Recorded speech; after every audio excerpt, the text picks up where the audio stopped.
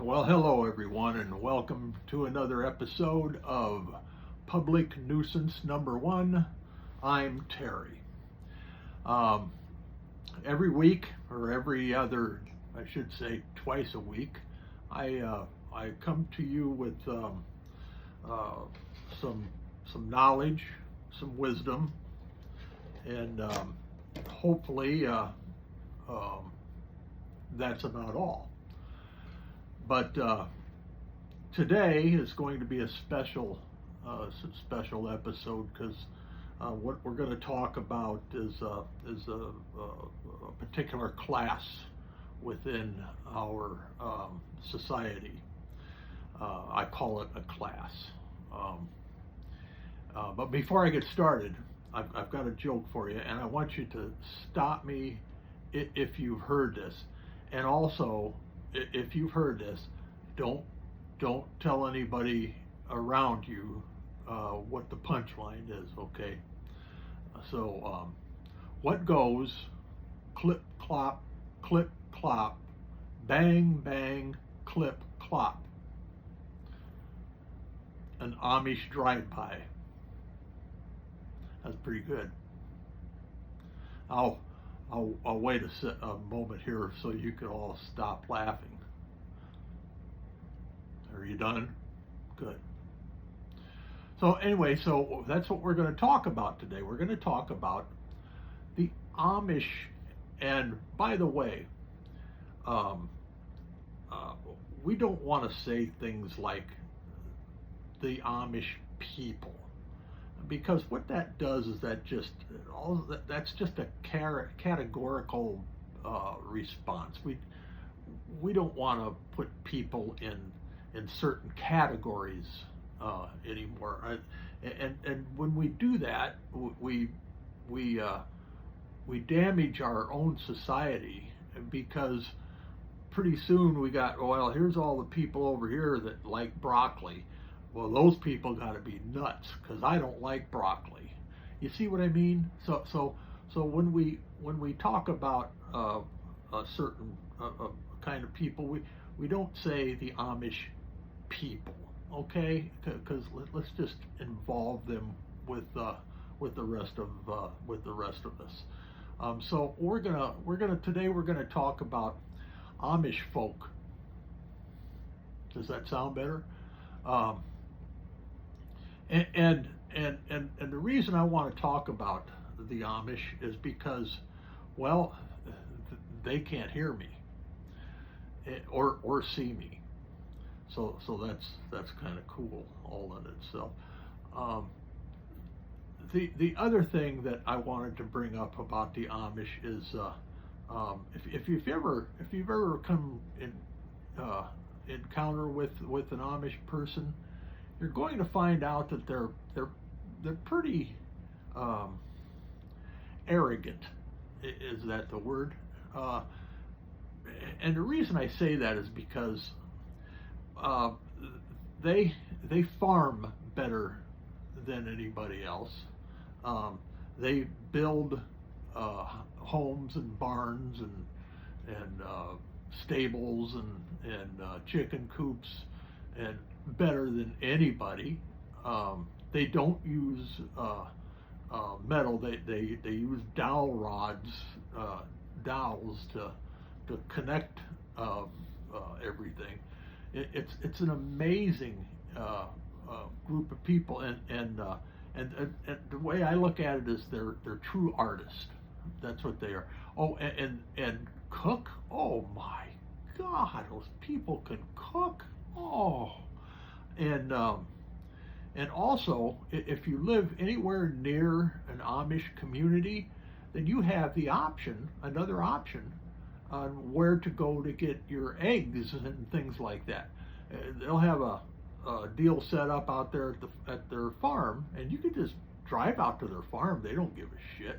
You drive out there and you open up this thing, and there's eggs in there, and you pull out a dozen eggs, and you put your money in this box, and you take these eggs home. And let me tell you something about Amish eggs.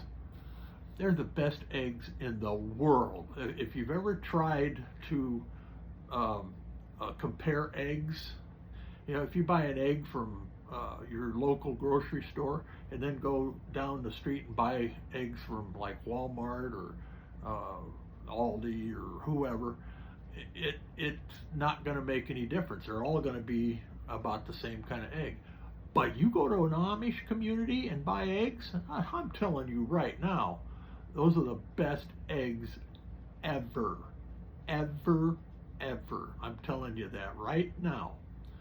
But there are a few other things that I wanted to talk to you about the Amish. And uh,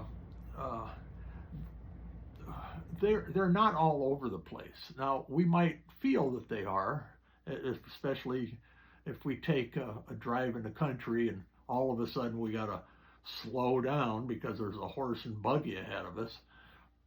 Uh, that happens to some of us, but it doesn't happen to all of us, and I'll tell you why. Here in the United States, there are a total of 18 states that have no Amish. No Amish. In fact, uh, their eggs suck at these in these 18 states. And let me tell you, not all of those states, but most of them.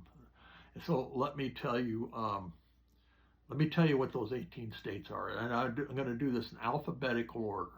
We have Alabama, Alaska, Arizona, California, Connecticut, Georgia, Hawaii, Louisiana, Massachusetts, Nevada, New Hampshire, New Jersey, North Dakota, Oregon, Rhode Island, South Carolina, Utah, and Washington. That's 18. That's 18 states that don't have. Now, admittingly so, we talk about Hawaii. Well, we understand that because to get Amish to Hawaii, they would have to uh, start in the state of Kansas, about the middle of Kansas, okay, in on their horse and buggy, and they would have to start clopping all the way and build up speed, enough speed to actually clip-clop across the Pacific Ocean in order to get to Hawaii. Now, once they get there, because nobody's from the Amish communities have ever been there, then they have to decide which island they want to go to, and that's a trick. Now, I'm setting up an exploration with a group of people. If I could ever get a group of people that want to join me, because what we want to do is we want to go to the waters around or this side of anyway of Hawaii and get some those diver people and have them get down there and see if that's ever happened, because there might, if you go down underwater, there might be a horse and buggy down there that's tried this. So you don't know. That's why I'm putting together an exploration. And if any of you out there like to do deep sea diving, let me know. Let me know. I think it'd be interesting to see what we find. Okay.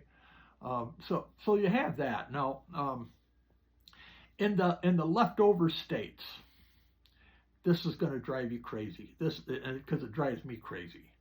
Are you ready for that? Because I know that you know that I know that every year there's an accident with a horse and buggy and somebody driving a car or a pickup truck or something, because we don't pay attention, and they're slow. They're slow. So it happens every year. But are you ready for this part? This is going to drive you absolutely insane. 39 to 40 horse and buggy accidents were reported in the other 32 states for the year 2023. That's unheard of. That's the best record ever if you were not Amish. But being in the Amish community, that's a bad record because there's not as many of horse and buggies as there are Chevy Equinoxes.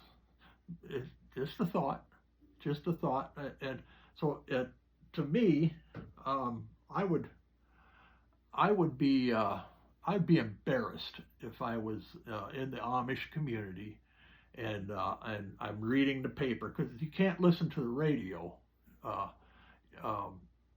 you can't listen or watch TV, or look at your phone. See, they don't do any of that shit.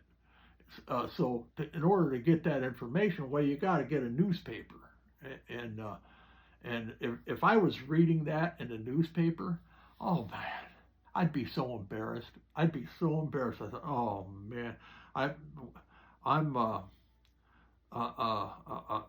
shave my beard off. That's what I'd do. Yeah, and I'd get a haircut. I would still leave the sideburns, because that would look cool. You kind of look like Elvis, an Amish Elvis. Think about that. Now that's something to think about. Think about that and how entertaining that would be. So anyway, so therefore I have decided to join the Amish when my mail order buggy arrives, and I'm sure I could find a horse someplace. I might start out with something less powerful, like probably a beagle. I'll start out with a beagle, and it's because beagles they howl a lot, so I could use the beagle's howl as a horn, and that would be a lot safer than a horse, because a horse don't give a shit. A horse sees something getting in its way, he doesn't give a shit. He takes his hoof and just smashes the shit out of whatever that is, and probably a Ford Focus or something. But a beagle's howl, that's going to let that Ford Focus know 6 miles away that you're going to hear some clip clopping and clip clopping going on. So that's my plan. So I got a couple things going. If any of you want to join me, the exploration of the Pacific Ocean. Bring your wetsuit, because we're gonna start in California and swim, and I'll meet you over there. You just tell me what you find between California and Hawaii, and it'll be interesting to see what you find down there. You might find a whole treasure trove of horse and buggies down there. You don't know. You just don't know. So that's what I wanted to talk to you folks about today. And going forward, things are going to start getting a little serious, because as soon as somebody squeals on me and tells one of their Amish friends that I was talking about them, they'll probably be waiting outside for me, and I'm not looking forward to that. But it could happen.